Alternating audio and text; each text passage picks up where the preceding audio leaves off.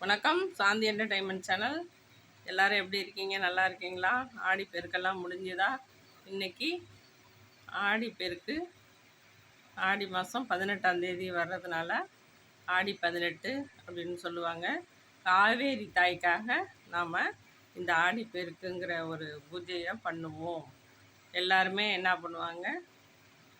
பூ, பழம், வெத்தலை பாக்கு, காவேரி தாய்க்காக தேங்காய் பழம், அரிசியில் வெல்லம், அப்புறம் மாவிளக்கு மாவு, இன்னும் என்னென்ன செய்ய முடியுமோ வளையல், கட்டுக்கட்டிலாம் என்ன பண்ணுவாங்க, வளையல், மஞ்சள் குங்குமம் எல்லாம் எடுத்துகிட்டு காவேரி தாய்கிட்ட போய் வேண்டிக்கிட்டு வருஷத்தில் 350 நாளும் தண்ணி வந்துடணும், காவேரி தண்ணி வந்துட்டுருக்கணும், நிலநீர்லாம் நல்லா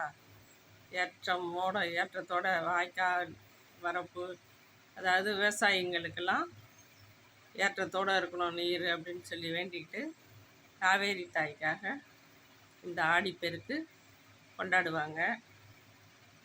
எல்லோரும் கொண்டாடிட்டீங்களா? நானும் போய் கொண்டாடிட்டு வந்துட்டேன். பூஜை முடிந்து விட்டது. ஆடி அழைக்கும் தை போக்குன்னு சொல்லுவாங்க. ஆடி மாதம் வந்தாலே ஆடி அமாவாசை திருப்பணம் பண்ண போவாங்க. எல்லாம் கடற்கரைக்கு போவாங்க. அதே போல் ஆடி 18க்கு காவேரி தாயை வழிபட்டு நல்லா மேட்டூர் டேமு எல்லா டேம்லேயும் தண்ணி வழிஞ்சு விவசாயிங்களுக்கு நீர்ப்பாசனம் வசதியாக இருக்கணும்னு சொல்லி வேண்டிட்டு காவேரி தாய்க்கு எந்த நாளும் தண்ணி வற்றாமல் இருக்கணும்னு வேண்டி பூஜை பண்ணுறதுங்க. அந்தந்த ஊர்லேயும் எல்லா கிராமங்கள்லேயும் அவங்களால முடிஞ்சது வெத்தலைப்பாக்கு, பூப்பழம், மெயினாக வந்து காதால கருவமணி, எலுமிச்சம்பழம், வெத்தலைப்பாக்கு, பேரிக்காய், அரிசியில் வெல்லம், எள்ளு கொஞ்சம் வறுத்து போட்டு அரிசி பெசரி எடுத்துப்பாங்க. மாவுளுக்கு முடிஞ்சவங்க மாவுளுக்கு போட்டுப்பாங்க. சில பேர் சாதமே ரெடி பண்ணி எடுத்துக்குவாங்க. எல்லாத்தையும் எடுத்துகிட்டு போய் காவேரி தாய்க்கு படையல் போட்டு ₹1 மண் வந்து இந்த காவேரியில் உள்ள மண் எடுத்து பிள்ளையார் செஞ்சு அதில் வந்து திருமாங்கல்யத்தை கழட்டி போட்டு புருஷனுடைய வாழ்க்கையும் சரி உயிரும் சரி நிலச்சி நிற்கணும்னு சொல்லி வந்து வேண்டிக்கிட்டு அந்த தாலிக்கு மஞ்சள் குங்குமம் வச்சு காவேரி தாயை வேண்டி கழுத்தில் எடுத்து போட்டுப்பாங்க. அதோடு இல்லாமல் அது ஒரு சந்தோஷமான வழிபாடு முறைகள். எல்லோரும் கூட்டமாக வந்து செய்யும்போது அதை பார்க்குறதுக்கு கண்கொள்ளா காட்சியாக இருக்குங்க. எங்கள் ஊர்லலாம் காவேரி துறையில் அவ்வளவு கூட்டமாக இருக்கும். எல்லாம் கும்பலாக குடும்பத்தோடு வந்து எல்லாம் கயிறு கழுத்தில் மஞ்சள் கயிறு சரடு கட்டிப்பாங்க. காவேரி தாயை வேண்டி சரடு கட்டிப்பாங்க. அடுத்தது வீட்டுக்கு வந்து சில பேர் என்வி சாப்பிட்றவங்க என்வி எடுத்து சாப்பிடுவாங்க.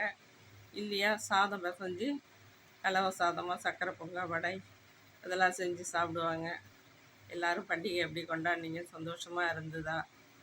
கடவுளை வந்து வேண்டிக்கோங்க, எல்லோரும் நல்லா வைக்கணும், இருக்கிறது கொஞ்சம் காலம், நோய் நொடி இல்லாமல் வியாதி இல்லாமல் எல்லோரும் ஆரோக்கியமாக நல்லா இருக்கணும்னு சொல்லிவிட்டு காவேரி தாய்க்கும் சரி அனைத்து தெய்வங்கள்ட்டையும் வேண்டிக்கோங்க, எல்லோரும் நல்லா இருக்கணும்னு வேண்டிக்கோங்க. ஏன்னா நோய் நொடி அதிகமாக ஆகிட்டுருக்கு. வருமானம் 2 பேரும் சம்பாதிக்கிறாங்க. அதிக சம்பாத்தியம் பண்ணாலும் பாதிக்கு மேலே வந்து வைத்திய செலவு, மருந்து மாத்திரை, நோய் நொடியெலாம் பெருசாக வருதுங்க. சில பேருக்கு லோ ப்ரெஷருங்கிறாங்க, ஹை ப்ரெஷருங்கிறாங்க, மயக்கங்கிறாங்க, வாமிட் எடுத்தாங்க, ஹார்ட் அட்டாக் மாதிரி வந்துடுச்சுங்கிறாங்க. வியாதியை வந்து இப்போ என்னான்னே கெஸ் பண்ண முடியலைங்க. டாக்டருக்கே புரியாத அளவுக்கு ஒரு வியாதி வருது. அதாவது சாப்பிட்ற சாப்பாட்டில் தெம்பு இல்லாத போகிறதுனால உடம்புல அன்பிக்காக இருக்குது, சத்து குறைபாடாக இருக்குங்கிறதுனால நோய் நொடி சீக்கிரம் வந்து அண்டுதுங்க. அதனால தாங்க வந்து வழிபாடு முறைகள்லாம் நிறைய இருக்கணும்.